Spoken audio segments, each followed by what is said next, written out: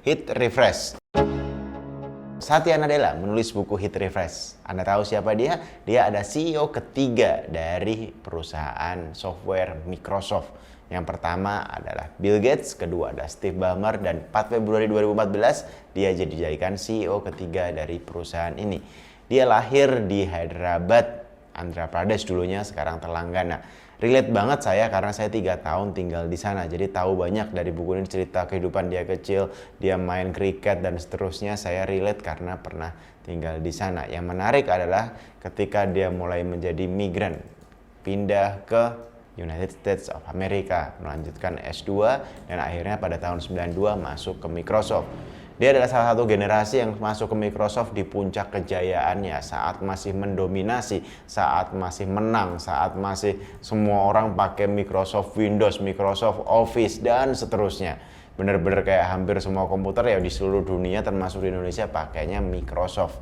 Nah, menariknya di 2014 ketika dia mulai jadi CEO, kondisi Microsoft tidak sehebat saat dia masuk 20 tahun yang lalu. Nah, dia merasa bahwa Microsoft mulai penuh dengan semua birokrasi, inovasi tergantikan oleh birokrasi, politik perusahaan benar-benar meningkat sehingga efisiensi dan juga kreativitas berkurang drastis, mereka mulai tertinggal. Bahkan Satya Nadella melihat di suasana di kantor itu termasuk petingginya, eksekutifnya sedang dalam kondisi yang galau. Merasa kok kita gini-gini aja, kok kita kalah lagi sama si A, kalah lagi sama si B, kok kita nggak bisa mendominasi bidang C, dan seterusnya. Itu dirasakan di seluruh perusahaan, terutama ketika mereka bersaing dengan banyak perusahaan raksasa teknologi yang terus tumbuh setiap tahunnya. Dan apa yang dilakukan Satya Nadella? Dia mengetok sebuah palu bahwa yang mau saya lakukan adalah culture transformation atau transformasi budaya. Dia merubah budaya Microsoft secara drastis. Dimulai dari dia terinspirasi oleh Seattle Seahawks yang menang Super Bowl, di mana dia meng-hire Dr. Michael Gervais. Dia adalah ahli psikologi, terutama bidang mindfulness.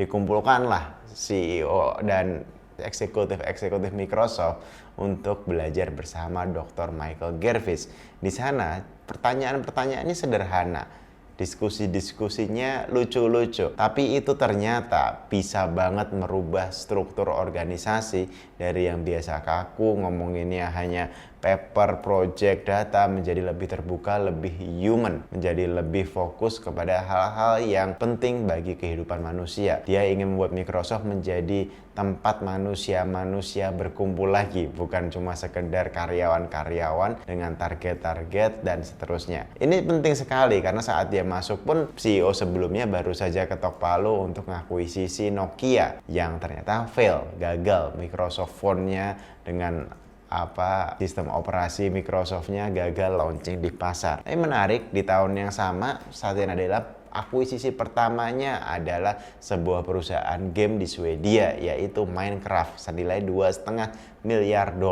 dan ternyata berlanjut dengan akuisisi lainnya, termasuk ketika dia akuisisi LinkedIn, GitHub, dan seterusnya.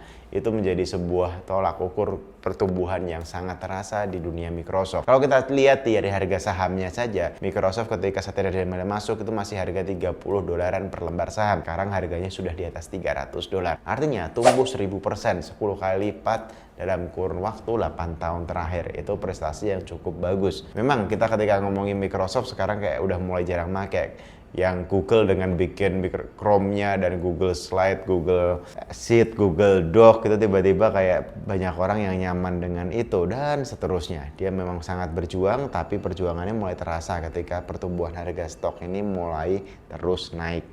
Nah, teman-teman, yang saya tangkap di sini, yang saya pelajari dan bisa kita praktekkan adalah kadang kita tidak menyadari ketika kita sedang di atas bahwa perusahaan kita ini tidak selamanya akan di atas. Di sekitar kita banyak sekali pesaing-pesaing yang mungkin terus menggerogoti pasar market kita tanpa kita sadari. Inovasi-inovasi bisa dilakukan dengan sangat radikal dan dengan sangat inovatif oleh perusahaan-perusahaan kecil yang tidak ada beban.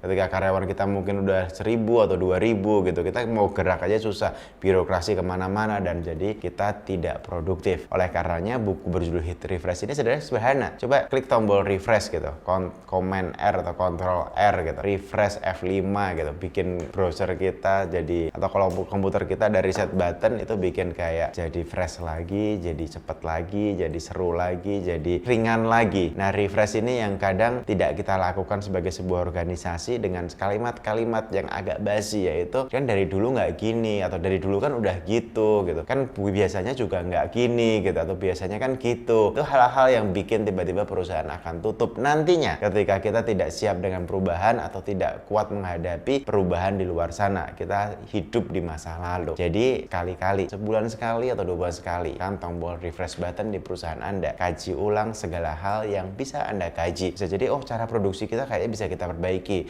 kayaknya cara operasional kita bisa kita perbaiki, kayaknya cara marketing kita bisa kita ulang, dan seterusnya. Itu akan bikin kita tetap relevan di market. Thank you.